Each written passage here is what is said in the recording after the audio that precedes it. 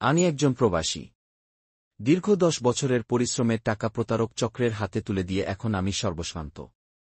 Flat booking দেওয়ার আগে অনেক ভালো ভালো কথা এবং ব্যবহার দেখে আমি ওদেরকে বিশ্বাস করিয়েছি সরল মনে।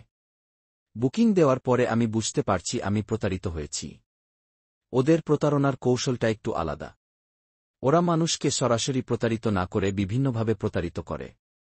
যেমন বিভিন্নভাবে হয়রানি করা, ওদের কথা অনুযায়ী কাজ না করলে ফ্ল্যাট ক্যান্সেল করে দিয়ে টাকা কেটে নেওয়া, একই ফ্ল্যাট অন্য কারো কাছে বেশি দামে বিক্রি করা এবং বিভিন্ন কারণ দেখে বিভিন্ন খরচ, বিভিন্ন শর্তের জালে জড়িয়ে সর্বশ্রান্ত করা।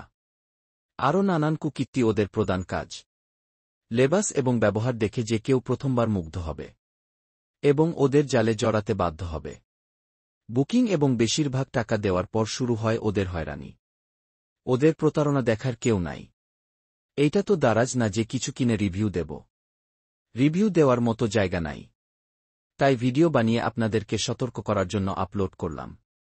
সবাই শেয়ার করে বিশ্বাসটি ছড়িয়ে দিন।